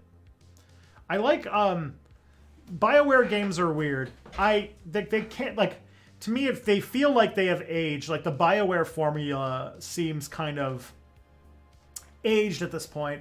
Like, I tried playing Mass Effect, and I got through Mass Effect 1 pretty well, but Mass Effect 2 really, like, I don't know, the story just felt a lot, like, really thin. The story just, like, it's not interesting and it's not going anywhere. Like, I don't know. A lot of video game storylines are very paper thin to me, and like even like weaker than even a lot of action movies. And so I am not like the hugest fan. That's why like most of the video games I play tend to either have emergent storytelling through like kind of like, you know, roguelike-y type systems, or they don't have stories and it's just a game. Those are typically the games I go with, because a lot of the ones that have like really engineered written stories tend to be pretty lame. I haven't played KOTOR, but I have I didn't play KOTOR. I played the KOTOR MMO they made like about maybe 10, 12 years ago. And even then it got very the BioWare formula got very old for me very fast. So I don't know. I don't know if KOTOR would be the same. I don't know if it's significantly different from like, you know, the games that came after like the Old Republic or the Mass Effect series. When are we getting another D&D Step Back video? Interesting question. I don't know. I would need a topic that has to do with Dungeons and Dragons, first of all. And second, that video did not do well. So I don't know what I would make it about and whether or not I should make it, because and also sadly the D&D video that I filmed was the last video that I could film in the Toronto YouTube space before they shut it down. And now there's no Toronto YouTube space. And I don't live in Toronto anymore. So that whole studio space is gone, which makes me sad because I relied on it pretty heavily when I was, you know, living in Toronto. But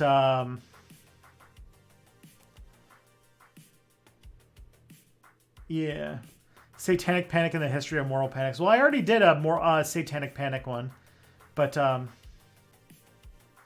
yeah, I don't know.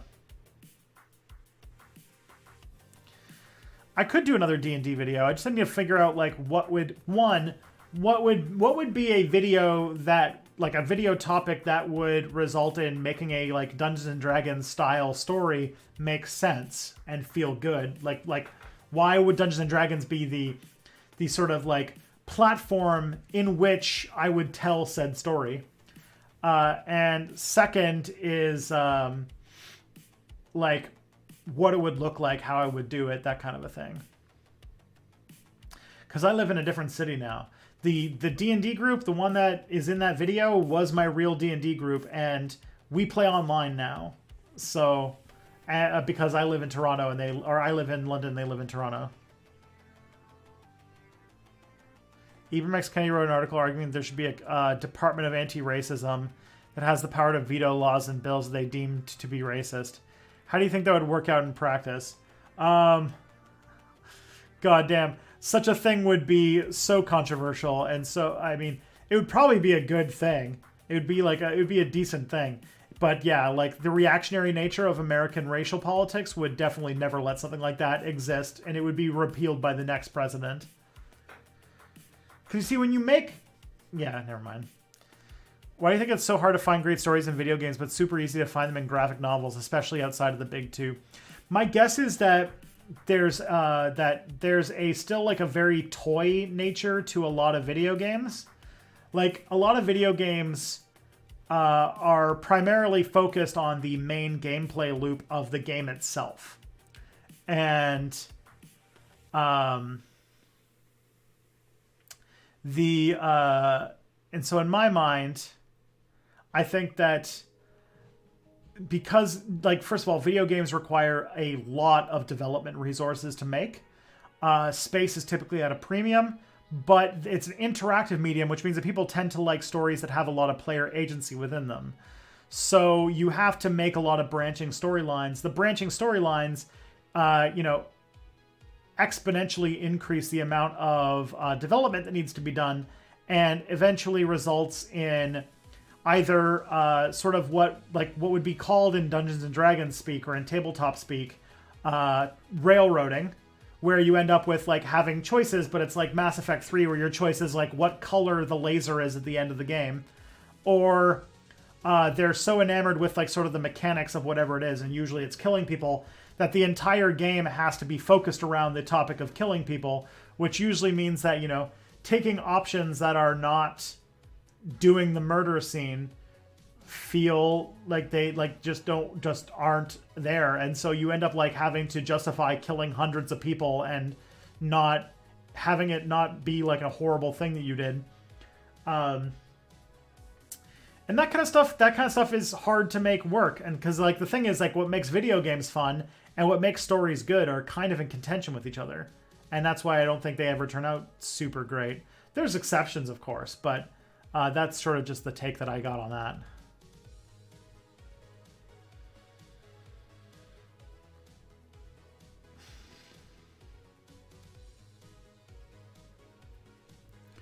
I'm the odd out person where 80% of what I care about is entertainment is the characters. I love Mass Effect 2 for this reason. Okay. I mean, if it works for you, it works for you. This is just my opinion. I'm not like I'm not even a critic. I'm not even like a media studies person. This is just my personal taste on video games. So don't take it as like, holy canon or whatever. Just my personal preference. I haven't been able to find a game that has a directed storyline that has really gripped me. I think the last one that did was maybe Final Fantasy VII, and not the new one, the one from like the PlayStation era. And even then, it was probably because I was a teenager. I really struggle to think of like a video game where like Mass Effect 1 was pretty fun, but yeah, I don't know. The thing about BioWare games specifically is that they have a lot of branching narratives, but it feels very much like you can tell very quickly that the choices are very false because they don't have the development resources to make the story, to make your choices matter as much as they should. And so they have to find ways for, no matter what you do, for certain things to happen. Like Mass Effect 2 starts with like you being reanimated after your character dies by like basically like the human version of white supremacists, or at least they were like human supremacist terrorists in the first game, and then in the second game they're trying to be like, oh no, they're actually good now. And the thing is that your character, like in my case, like I played Shepard in the first game as being like very pro diversity and multiculturalism and would have never wanted to do anything with Cerberus. But now, she like has a complete change of personality in the second game because they have to make you spend a lot of time with Martin Sheen. So it's like, okay. Hey, thank you for the $6.99 super chat. Whatever took a look at the Legend of Galactic Heroes, anime about power and politics, seems up your alley. Sure. I haven't had a great track record with anime, but I'm down to try things. Maybe talk about how D&D and maybe indie video games can bring us together and have multiple creative expression not seen in other media. That would be a good idea. That would be good for a Tristan Won't Shut Up video. Maybe not a Step Back video, but a Tristan Won't Shut Up video for sure.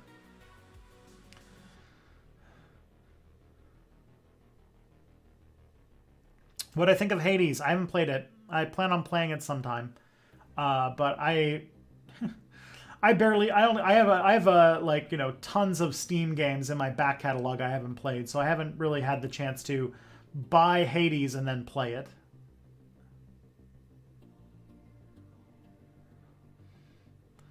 If you did create such a department, do you think the next GOP president would just staff with people who are going to claim every social policy is racism against white people? Yeah, that would not be the wrongest assumption to make. Well, the other thing about Mass Effect 1 versus 2, I liked Mass Effect 1 having, it was more of an RPG, and Mass Effect 2 was more of a, It was more of a first-person shooter, and I'm not like crazy about first-person shooters, especially the ones that were, because like Mass Effect 2 came out in like that Gears of War era where every game was about like hiding behind cover and shooting, when like, you know, like the chest-high walls that are just conveniently placed everywhere type games. And I was like, this game feels very 2008 or 2010 or whenever that game came out.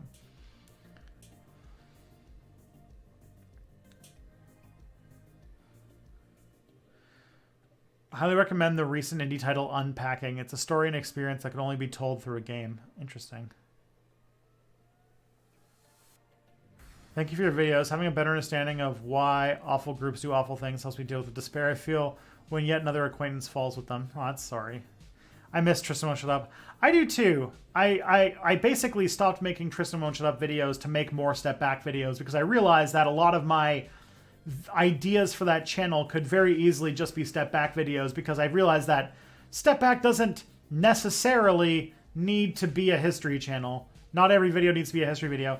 That's why, actually, if you think about it, there's a few videos that I released last year that are very obviously Tristan Won't Shut Up videos that became Step Back videos.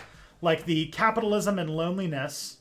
The Capitalism and Loneliness video was going to be a Tristan Won't Shut Up video. As was the... there was another one that that started as a Tristan Won't Shut Up video, and then when I kind of was like, I could just make this on Step Back instead. The cryptocurrency is the perfect commodity video. That was it. And the climate refugee one. Yeah, all of those were Tristan Won't Shut Up videos that I then converted into Step Back videos. I came to Step Back from Tristan Won't Shut Up. Ooh, interesting. But I do think that I can keep Tristan Won't Shut Up for content that I want to make that's not necessarily on brand for Step Back. Like stuff that's like that I think the audience, that a different type of audience would want to watch, and we'll see what that would be. But Dungeons and Dragons video would definitely fit in that.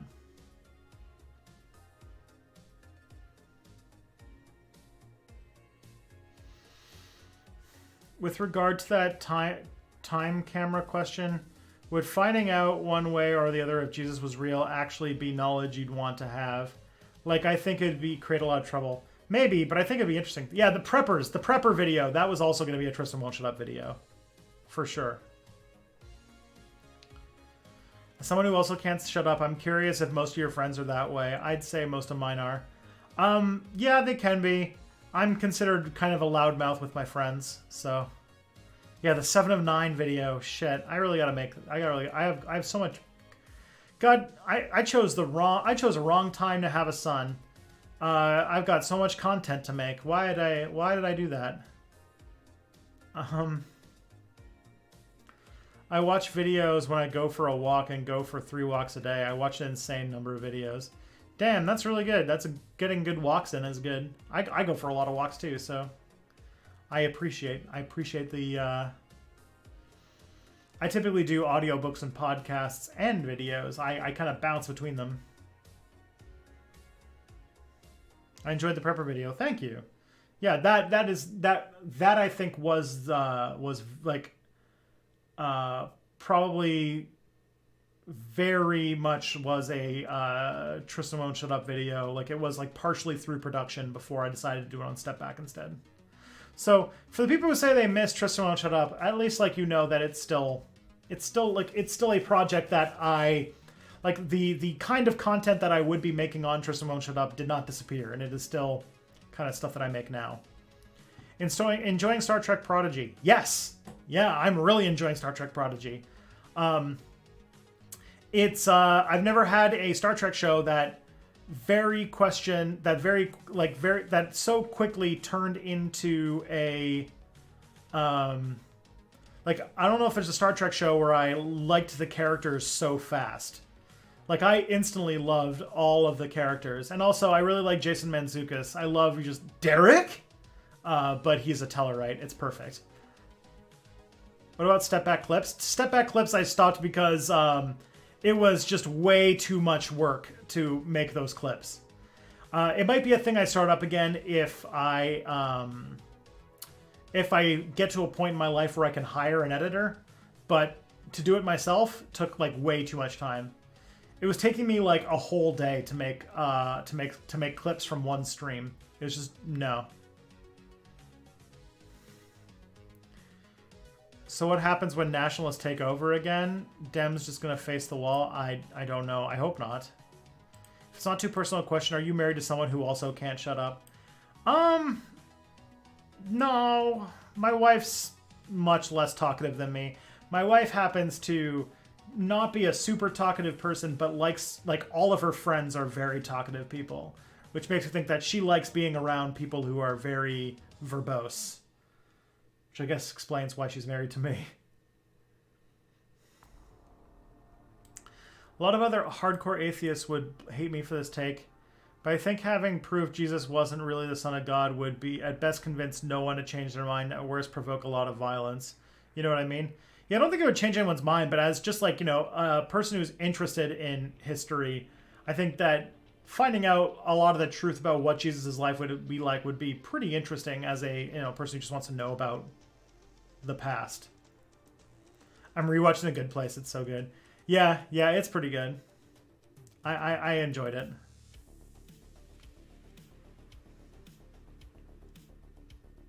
I thought someone else did step back clips. That's a lot of work. Yeah.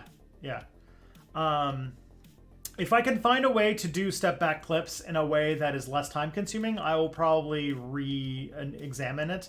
But at this point, the amount of time it takes it'll either need to be good enough that I would be willing to hire an editor to do it for me, in which case, like, you know, Step Back would have to be making a lot more money than it's making now for me to do something like that. Or I come across some form of software that kind of automatically clips out things, which I feel like would probably be expensive and weird in its own right.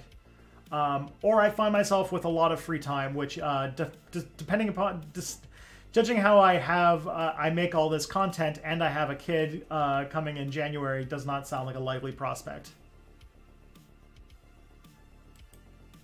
I remember Mrs. Stepback came on the stream one year for either like a holiday or a birthday stream, and she seemed like a wholesome person. She's a very wholesome person. I think she was for an election. I think she came on for like an election night party or something. Like, I think the 2018 election, I think she came on for that. That sounds about right. She also used to watch the streams. But now she watches TV, which is much more entertaining.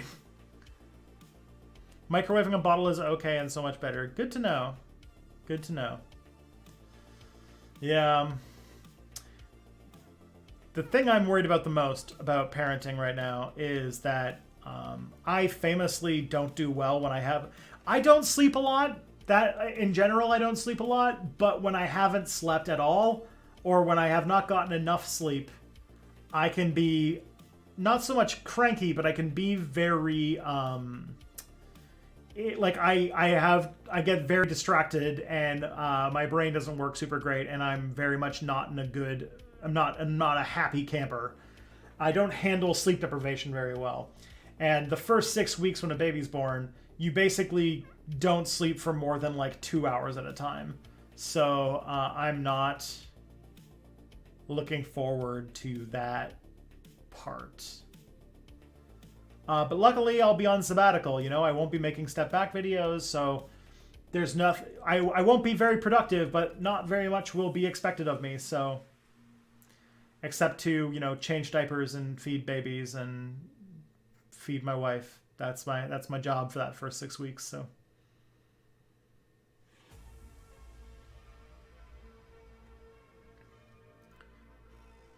Congrats on becoming a dad. Thank you.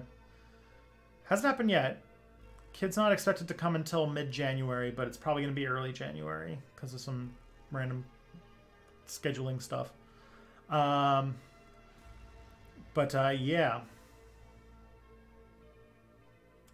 Going to be fun. Don't be productive. Be a father and enjoy it. Yeah.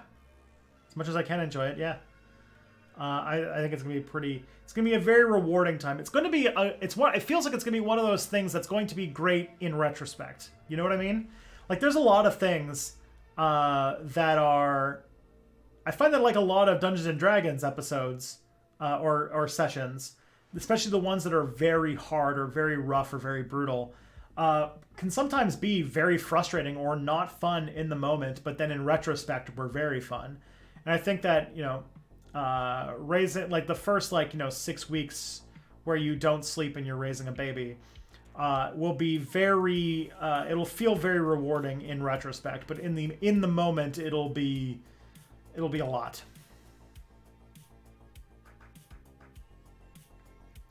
What are your thoughts on couples where there's a huge age difference? Do you think it's the same thing as bosses dating their employees? It really depends on the people. I think, in my mind, if it's two adults in a relation, if it's two adults consenting, then to me, age gap is not like a huge. I don't think it's an issue. It's not a thing I would like to do. It's not a thing that I'm a fan of. If I was single, I would probably not want to date somebody who was significantly older or younger than me. But I'm not going to judge people who do have an age gap in their relationship if everybody involved is a grown up and they're mature about it.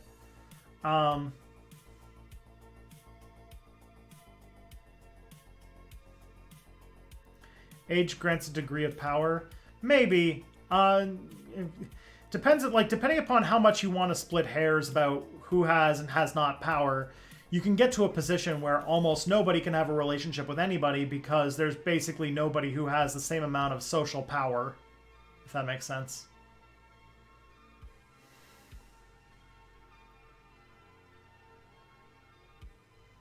That's sort of the way that I would think of it anyway.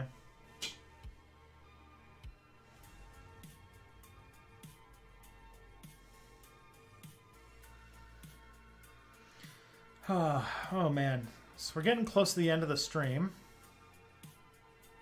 Has anyone got any last questions that I can talk about before I break for the week? Tomorrow I edit video. There's going to be a power dynamic of some sort in anything involving people. This is true. This is why. Depending upon how, there's some where the power dynamic is extremely hardcore, like a boss dating an underling. That is a very clear power, abuse of power. But, whoa! Thank you, Shocked Life, for the 100 USD super chat. Holy shit. A little something for you and your family. I'm sure you'll be a great dad. I'm very excited for you. Man, thank you so much, Shocked for Life. You're a wonderful, good person. Thank you. I will buy my son something beautiful and stupid with that. Oh, man. Who wins, nationalists or socialists in America? Oh, boy. I mean, my brain says nationalists, my heart says socialists. But my guess is that the left has been so intentionally destroyed in America that they don't have the numbers. Man, I'm so blown away, Shocked for Life. That's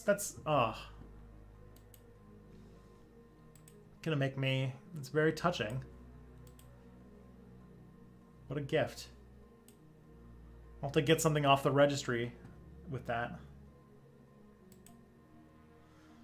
Have a great one, Tristan. You're one of my favorite YouTubers. Oh, thank you. Get a Star Trek baby onesie. I am very much planning on getting a Step Back baby onesie. Because I know I'm going to forget. Thank you for such a good dad. Your kid is going to be so lucky. Aw, thank you, Echo Baz. You guys are so nice. All right. Let's... Reminds me, I have a Star Trek t-shirt arriving tomorrow that I'm very excited to get. So hopefully in the next stream you'll see it. I bought a Ritos t-shirt, which I'm pretty excited for. All right, let's see who to raid.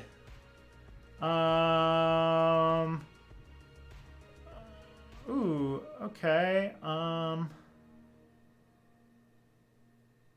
You know what? Let's raid Lumi.